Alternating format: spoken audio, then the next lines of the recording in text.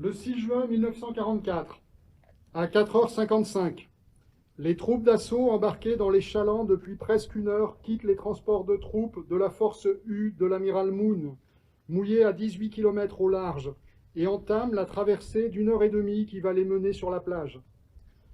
À 5h40, le bombardement naval de la force d'appui-feu de l'amiral Deyo écrase les défenses côtières. À 6h, les bombardiers B-26 de la 9e Air Force déversent 4400 tonnes de bombes sur la côte. Enfin, les chasseurs bombardiers P-47 et les chalands d'appui-feu saturent la côte avec leurs roquettes. Le groupe de bombardement Lorraine tend un écran de fumée protecteur entre la côte et la flotte en volant à 50 pieds au-dessus des vagues. 6h30, heure H. Les 600 hommes de la première vague du 8e régiment d'infanterie du colonel Van Fleet de la 4e division d'infanterie s'élancent à l'assaut de Utah Beach. Ils ont eu un peu de chance. Les chalands de débarquement accostent à 2 km au sud de l'endroit où les troupes américaines sont censées débarquer, sur une étendue de plage moins bien défendue que prévu.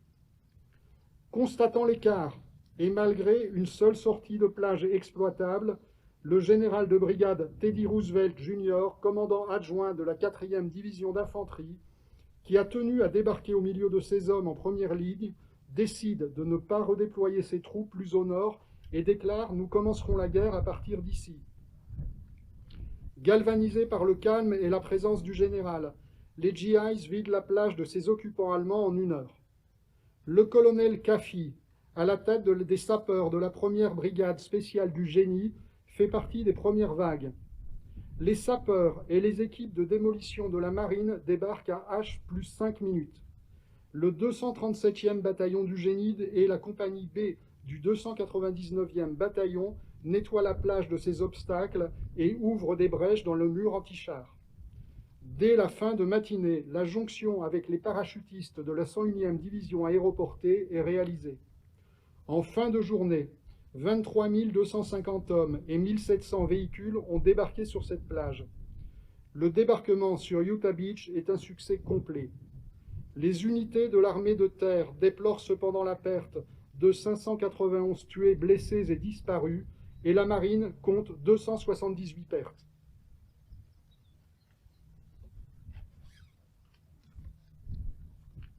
On June 6, 1944, at 4:55 a.m., the assault troops that had been ready in landing craft for almost an hour set off from Assault Force U troop ships that were at anchor 11 miles off the coast on the 90-minute journey to the beach.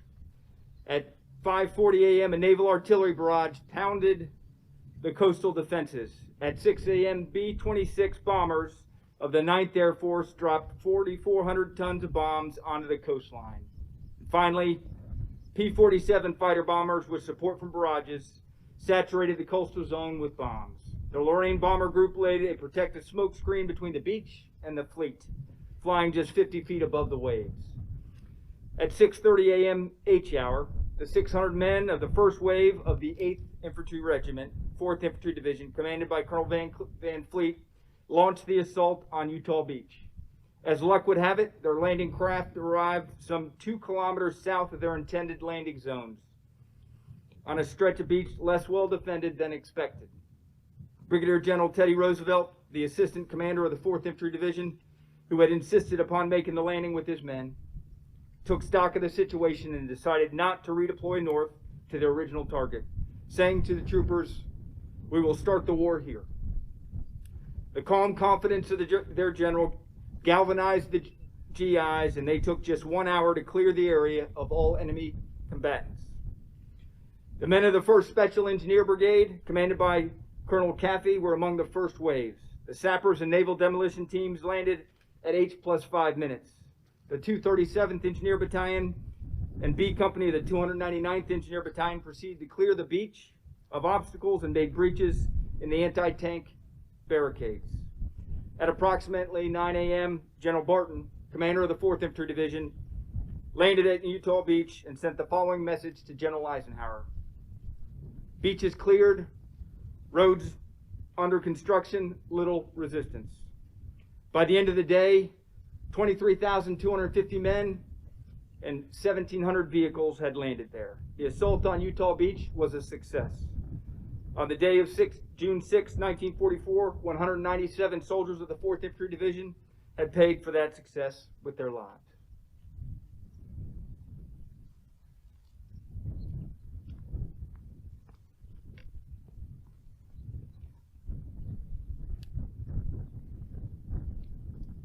Allocution de Monsieur De Alavieille, maire de Sainte-Marie-du-Mont.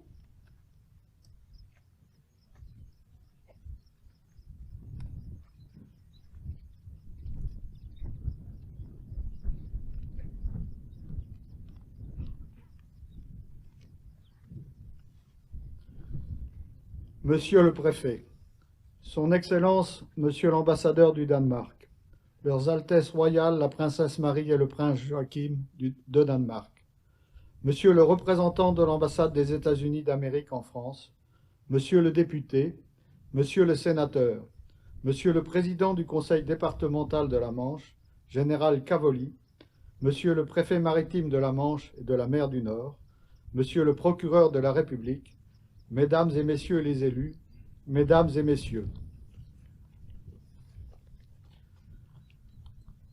Avant de commencer mon discours, je voudrais vous dire quelque chose. C'est une grande joie d'avoir parmi nous mon ami Carver McGriff, avec son épouse Marianne, vétéran de la 90e division, qui est arrivé dans les premiers à Utah Beach en juin 1944 et qui est aujourd'hui le premier à revenir après la pandémie. Donc, it's a pleasure to are here, Carver. Thank you, thank you.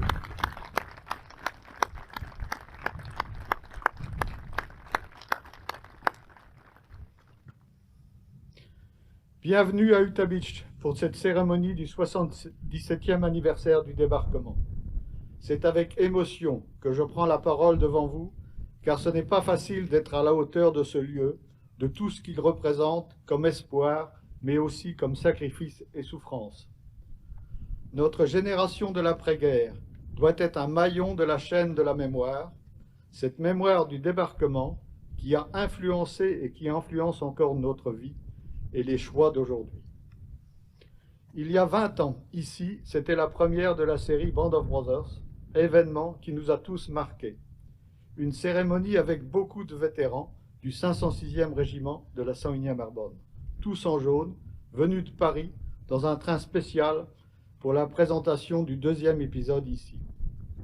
Cette série changera le regard de beaucoup de téléspectateurs sur la dureté et la réalité des combats. La guerre y est filmée à hauteur d'homme et au plus proche de la réalité. Ayant modestement été consulté, je suis reconnaissant d'avoir été écouté et respecté dans ce que j'avais demandé au point de vue historique. J'ai également obtenu le dépôt des gerbes par tous les vétérans présents à Brécourt le 6 juin 1944. Je voudrais terminer par une pensée spéciale pour tous les vétérans qui nous ont quittés, certains atteints de la Covid, et en particulier pour notre ami Jack Porte, avec qui nous avons fleuri des monuments, et le sien en particulier de la 4e division. De nombreuses fois, il revenait régulièrement ici pour honorer tous ses camarades de combat. À son image, nous ferons de même dans quelques minutes. Merci à tous.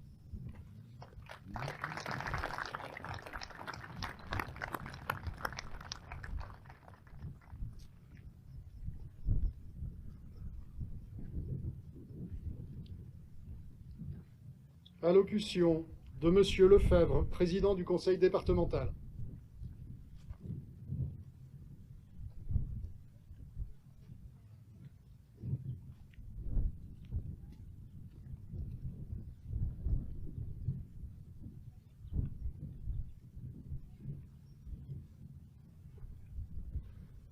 Monsieur le Préfet, Son Excellence, Monsieur l'Ambassadeur du Danemark, Ses Altesses royales, la Princesse Marie de Danemark et le Prince Joachim, Monsieur Bachelet, chef de mission adjoint à l'ambassade des États-Unis, Monsieur le Ministre, Messieurs les parlementaires, Monsieur le maire, Monsieur le Préfet maritime, amiral, Monsieur le procureur de la République, Mesdames et Messieurs les représentants civils et militaires français et étrangers, Dear Carver McGriff, Mesdames et Messieurs,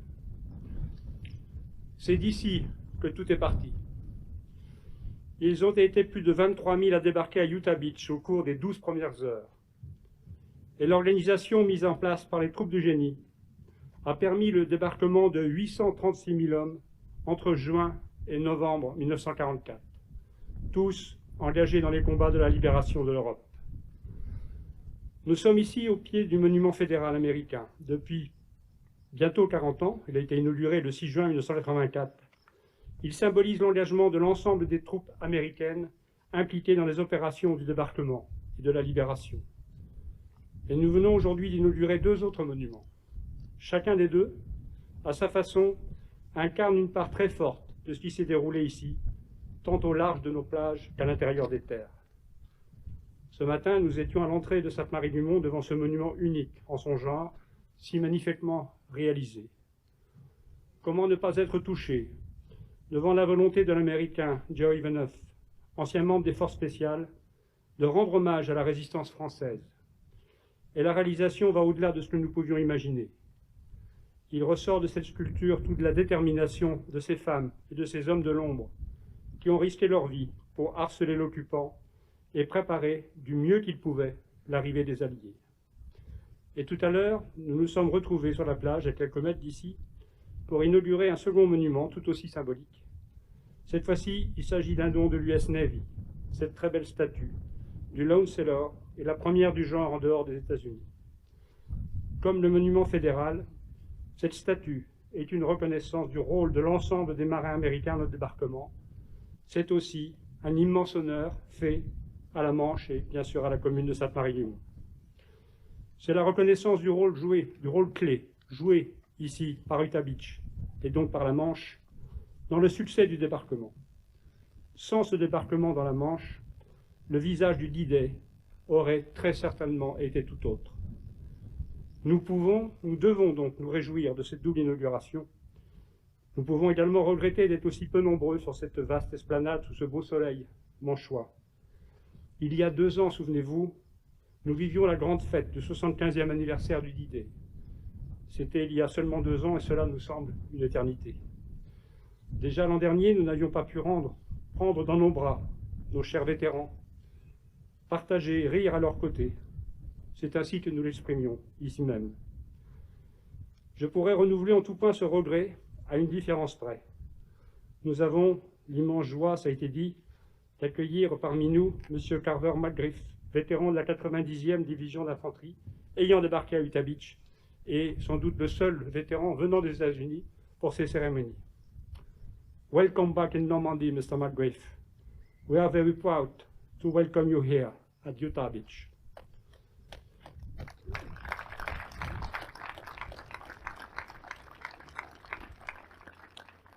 Votre présence à nos côtés est la preuve d'une volonté hors du commun. À 97 ans, j'ose dire votre âge, vous avez de nouveau traversé l'Atlantique pour revenir une nouvelle fois dans cette Normandie que vous connaissez désormais si bien.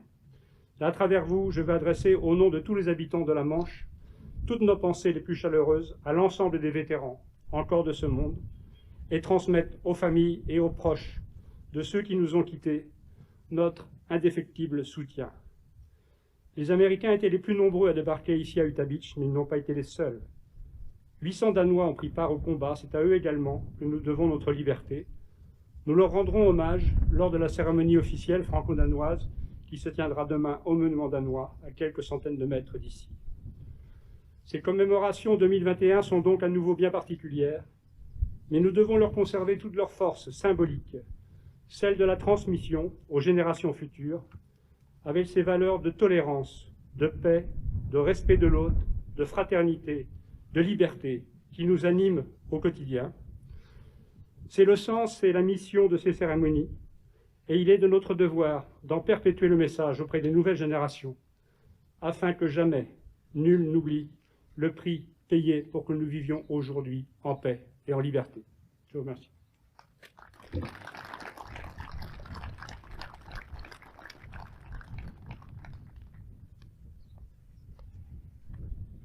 Allocution de M. McGriff, vétéran de la 90e division d'infanterie américaine.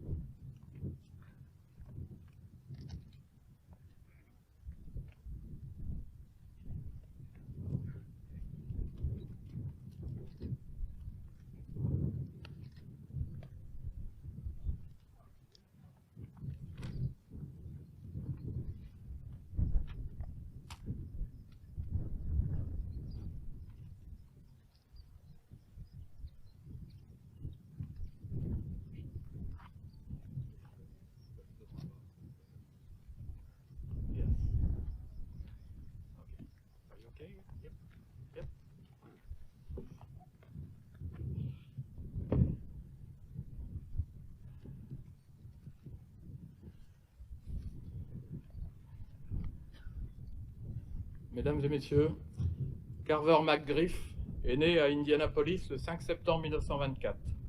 Et c'est le 2 octobre 1943 qu'il a rejoint l'armée des États-Unis. Le 8 juin 1944, il débarque ici même sur la plage d'Utah Beach, dans les rangs de la 90e division d'infanterie.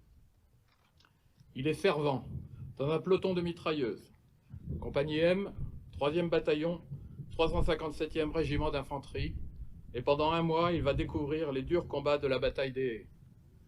Son réel baptême du feu, il va le vivre à compter de la mi-juin, du côté de Gourbéville, avant d'être blessé et fait prisonnier au Plessis-Latel, le 7 juillet, lors des féroces combats pour la prise du Mont-Castre. Il est transféré dans un hôpital allemand de Mortain, puis dans celui de Rennes, où il sera libéré par les troupes américaines début août 1944. Carver McGriff a été décoré de la Bronze Star pour ses actions héroïques, et il a reçu 2 Purple Heart, la médaille des blessés, en récompense de ses blessures. Il s'est vu également décerner la Légion d'honneur par le gouvernement français pour sa participation à la libération de la France de l'occupation nazie. Depuis plusieurs années, Carver, qui est pasteur, et son épouse Marianne amènent en Normandie un groupe d'une 50aine de leurs amis et ex-paroissiens pour leur montrer les chemins de l'été 44.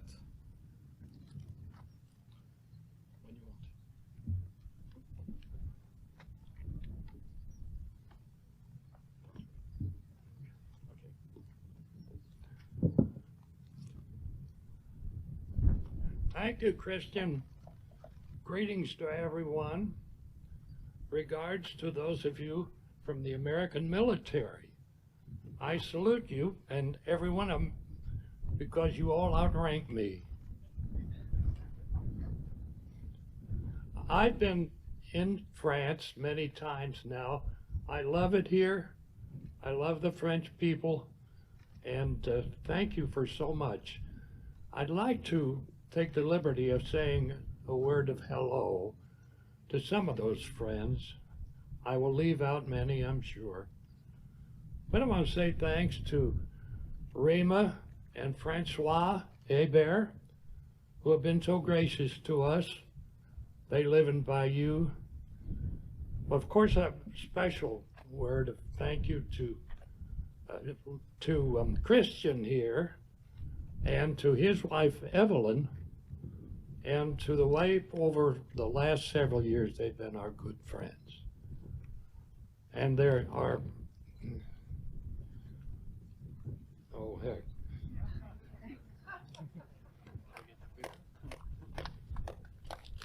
I don't want to forget somebody.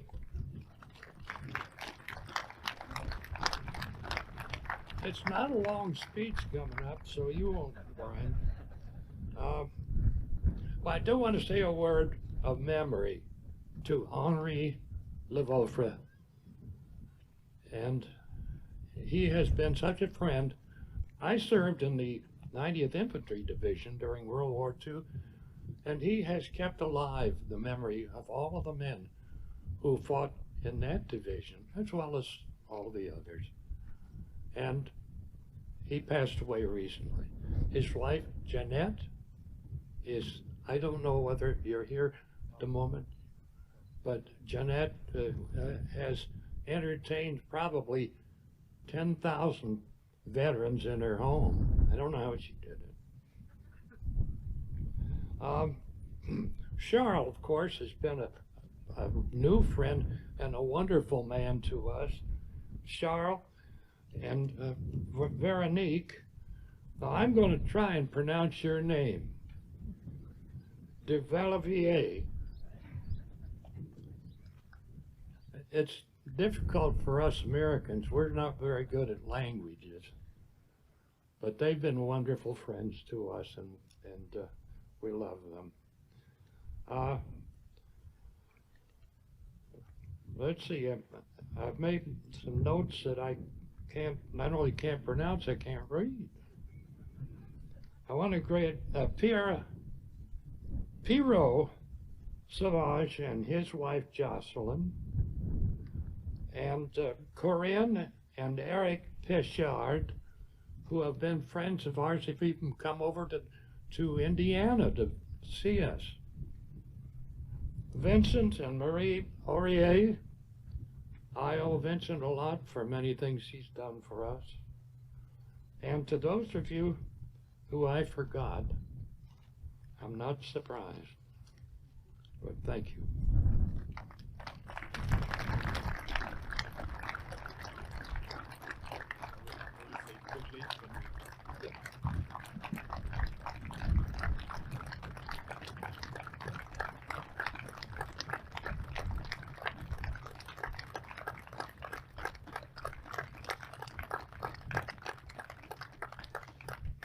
Bon, évidemment, je ne suis pas surpris, l'introduction ne correspond pas du tout à ce qu'il m'avait dit.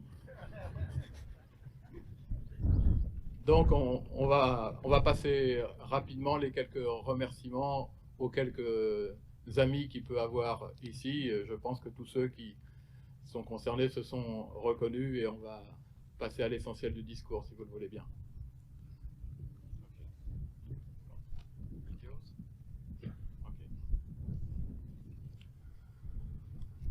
This is hallowed ground.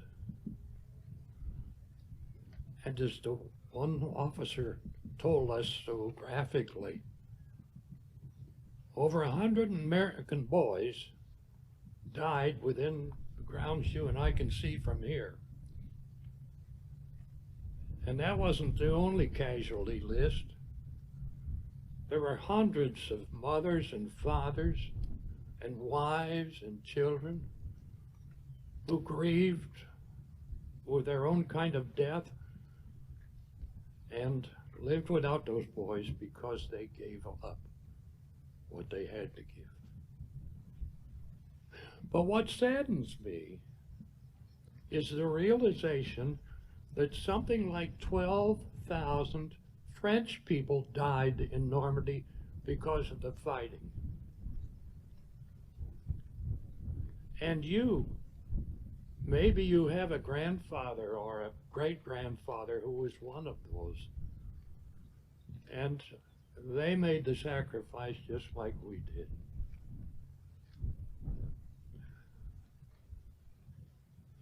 Just one more.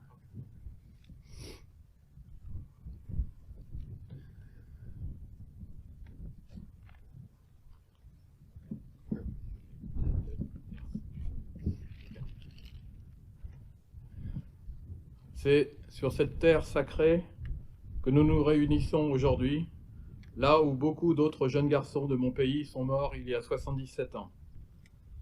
Et chez eux, là-bas, des centaines de mères, de pères, d'épouses et d'enfants sont morts un peu plus tôt, sont morts un peu plus vite, avec dans leur cœur le chagrin de la perte de quelqu'un qu'ils aimaient. Ce qui m'attriste aussi maintenant, c'est le fait que des milliers de Français soient morts en Normandie dans les semaines qui ont suivi. Aujourd'hui, vous et moi, nous les pleurons ensemble, et nous pleurons aussi tous ceux que nous aimions.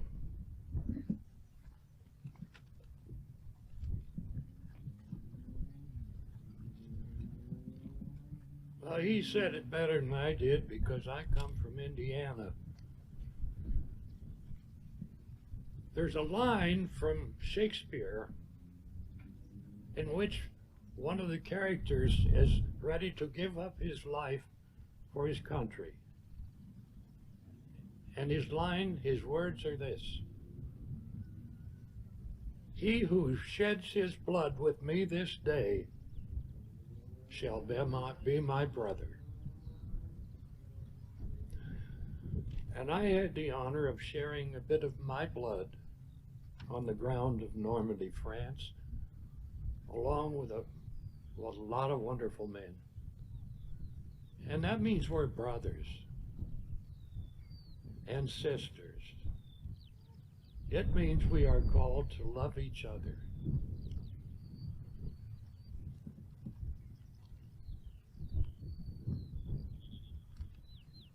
You'll have to share to understand. We got it all written down here, and Okay.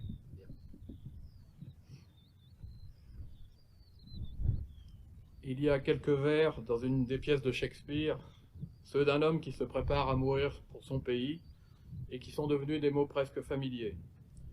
Nous, les si peu nombreux à pouvoir être heureux, Mais c'est la ligne suivante qui touche mon cœur. Celui qui, comme moi, aura versé son sang sera demain mon frère. Oui, vous et moi, nous sommes frères, et c'est justement ce qui nous rassemble aujourd'hui. J'ai le droit de vous le dire, car moi aussi, comme des milliers de Français qui ont versé leur sang pour nous, le mien a coulé aussi sur un champ de bataille en Normandie. Nous les Américains, vous les Français, nous sommes maintenant frères et sœurs. Nous devons nous aimer les uns et les autres. Et je crois vraiment que Dieu a eu beaucoup de tristesse à voir tous ces morts ici à Utah Beach et en Normandie. Mais il peut faire pour nous ce que nous ne pouvons pas faire seuls, garder vivant cet amour dans nos cœurs.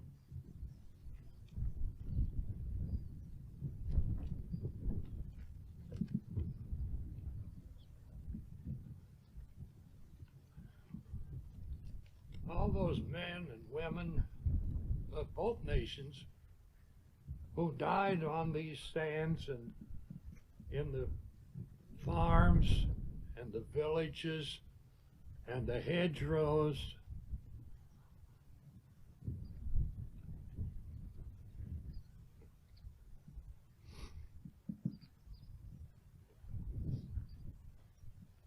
Okay, to remind us why they died.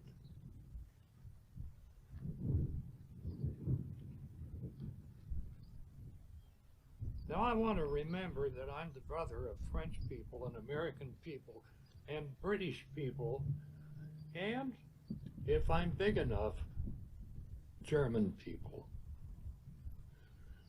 Our brotherhood, our sisterhood calls us to a life of love with each other.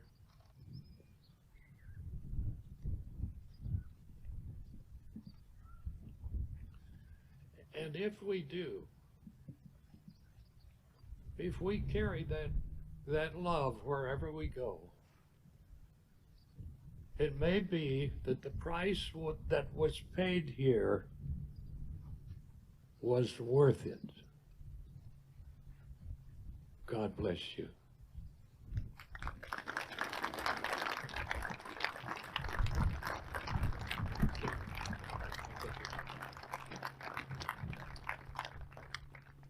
Tous ces hommes et ces femmes des deux nations qui sont morts sur les plages, au pied des haies, dans les villages et dans les fermes, tous se rappellent à nous aujourd'hui et nous posent la question de pourquoi ils sont morts. J'ai une mission et maintenant je dois chaque jour me souvenir que je dois être le frère du peuple français, du peuple américain, du peuple anglais et si je peux me le permettre, du peuple allemand aussi. C'est pourquoi nos proches sont morts.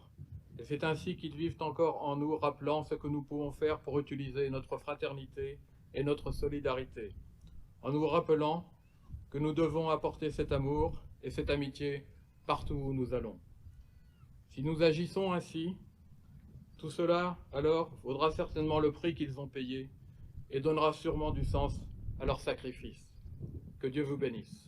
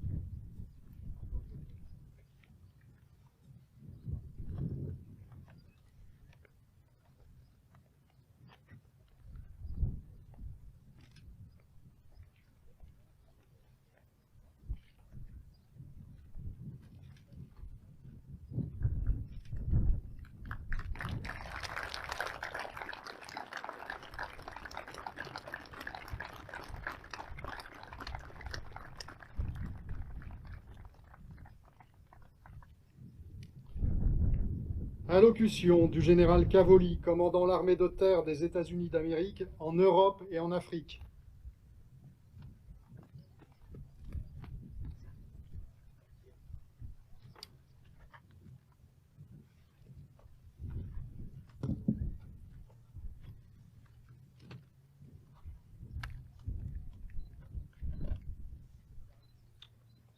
Your Highness, Excellencies, government officials, fellow general officers, especially Major General Matt McFarland, today's commander of the 4th Infantry Division, guests, soldiers, and most of all, Mr. McGriff. It's a great honor to be here today to address you. As Mr. McGriff pointed out, this is hallowed ground. It's sacred. It was consecrated by the blood of young Allied soldiers who gave their lives here to take us on a path to a better future. We have heard today of the efforts of the 4th Infantry Division, and for that matter, the 82nd Airborne Division and the 101st Airborne Division, whose paratroopers jumped just inland from here and provided the vital security for this beachhead to be realized. But the story we told today has been an American story, but the story of Normandy was not an American story. It was an Allied story. The Americans and Allies, we fought shoulder to shoulder across these beaches as a team. And these soldiers, these Allies' efforts set in motion a sequence of operations that would liberate France and then would assure victory on this continent. But it was much more than just a victory here. It was a starting point. It was the start point of our collective effort to build a free and prosperous world, a world built on democracy and shared values, a world that assures the freedom of us all. And all that began right here. We owe a significant debt to the men and women who fought here, and to the brave French who supported them. And to the families of those who did not come home, we owe our enduring gratitude. We can repay this debt, first, by remembering their sacrifices, as we do here today, but more, by continuing the fight that they began here, by continuing our glorious struggle to bring peace and freedom to our world. We owe them nothing less. Vive la France, long live the Alliance, and may God bless the United States of America.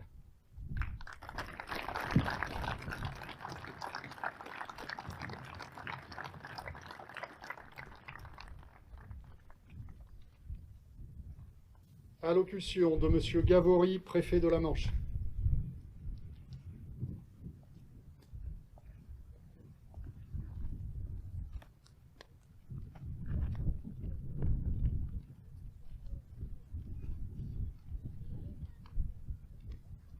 Monsieur le maire de Sainte-Marie-du-Mont, Monsieur le chargé d'affaires de l'ambassade des États-Unis en France, Son Excellence Monsieur l'ambassadeur du Royaume du Danemark en France, Leurs Altesses royales, Princesse Marie, Prince Joachim, Monsieur le député, Monsieur le sénateur, Monsieur le président du conseil départemental, Monsieur le préfet maritime, Mesdames et Messieurs les élus, Monsieur le général commandant l'armée de terre des États-Unis en Europe et en Afrique, Mesdames et Messieurs les autorités civiles et militaires, Dear Carver McGriff.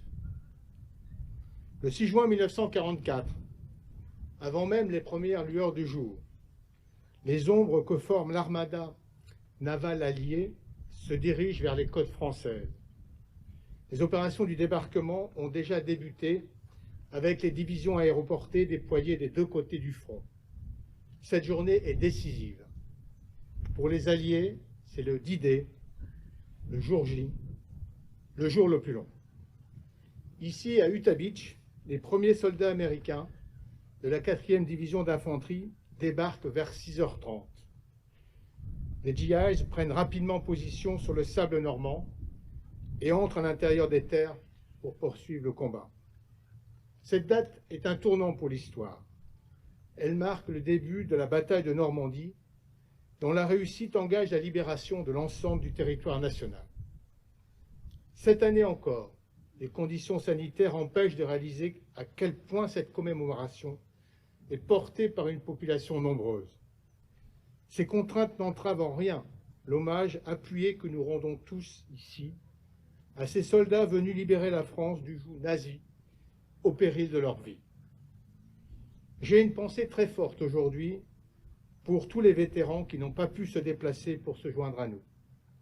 J'ai une pensée émue pour le vétéran Jack Porte, dont la disparition récente nous invite à saluer sa mémoire en soulignant le lien très fort qu'il entretenait avec le musée d'Utah.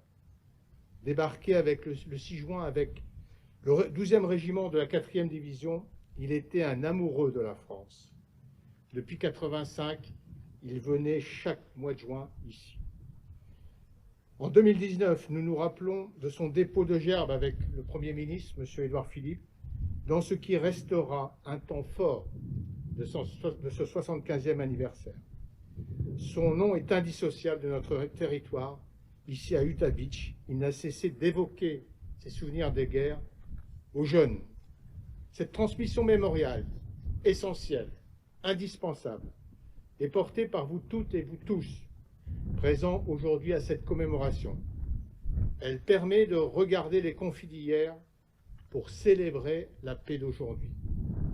Cette journée du 6 juin 1944 marque la première étape de la libération de toute l'Europe. Moins d'un an plus tard, la paix est signée. Nous portons tous ici rassemblés le souvenir de cette date ancrée dans nos esprits. Continuons ensemble de commémorer cette journée pour célébrer l'amitié entre nos peuples et la paix en Europe. Vive les États-Unis d'Amérique, vive le Royaume du Danemark et vive la France.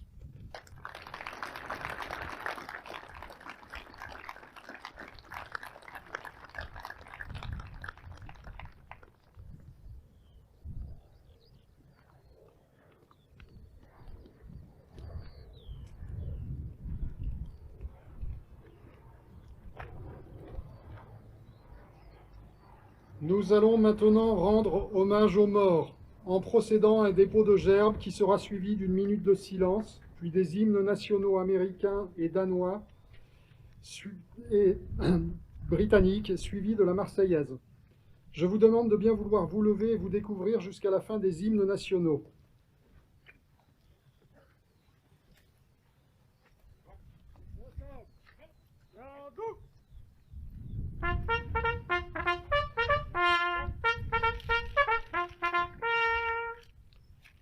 Au monument fédéral, dépôt de gerbe par M. Colombel, président de la communauté de communes de la baie du Cotentin.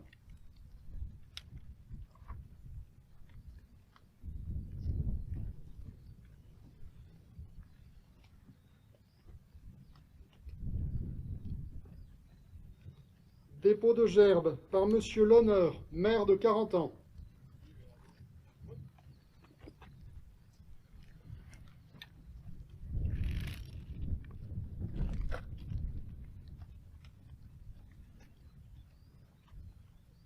Dépôt de gerbe par M. Ollet, maire de Sainte-Mère-Église.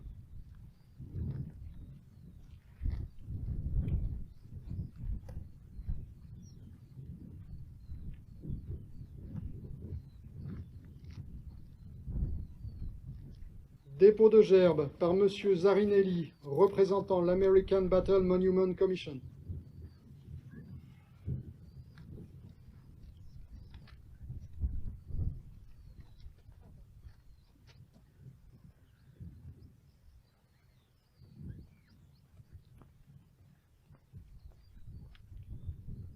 Dépôt de gerbe par M. Eugen Olsen, président de la Fondation commémorative de la résistance du Danemark.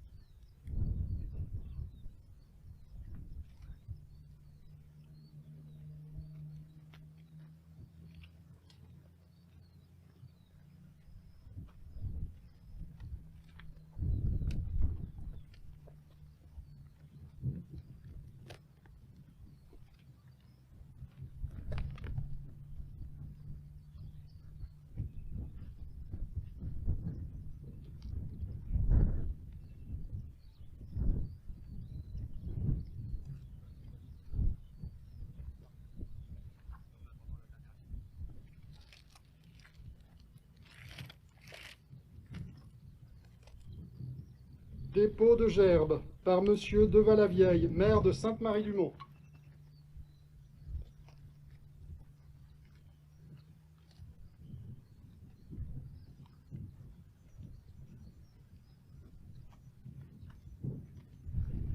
Dépôt de gerbes par Monsieur Gosselin, député de la Manche.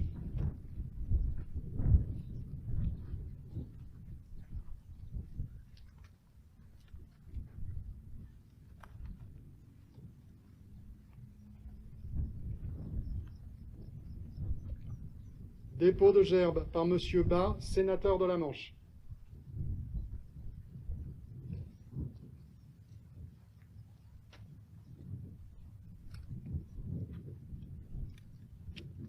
Dépôt de gerbes par Monsieur Lefebvre, président du conseil départemental de la Manche.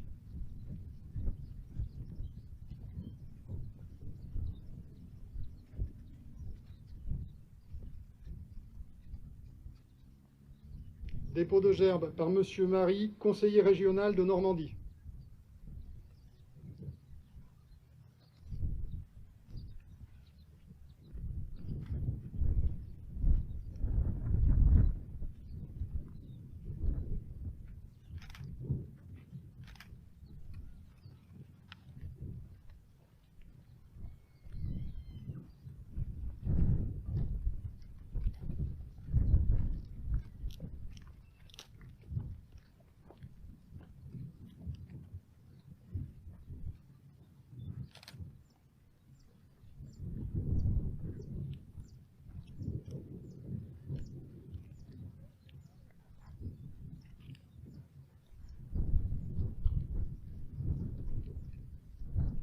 Dépôt de gerbes par Monsieur Gavory, préfet de la Manche.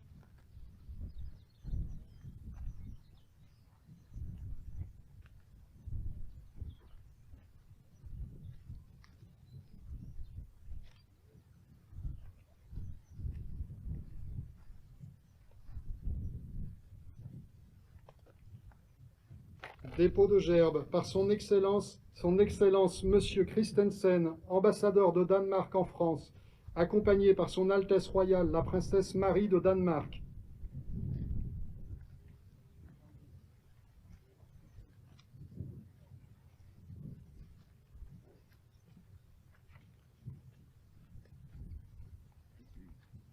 Dépôt de gerbes par Monsieur Wasley, chef de mission adjoint à l'ambassade des États-Unis d'Amérique en France.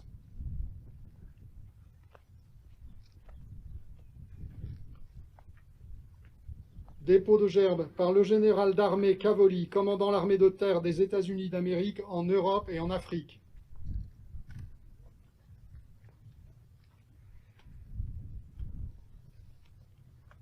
Dépôt de gerbes par le vice-amiral d'escadre Dutrieux, commandant l'arrondissement et la zone maritime Manche-Mer du Nord, préfet maritime de la Manche et de la Mer du Nord.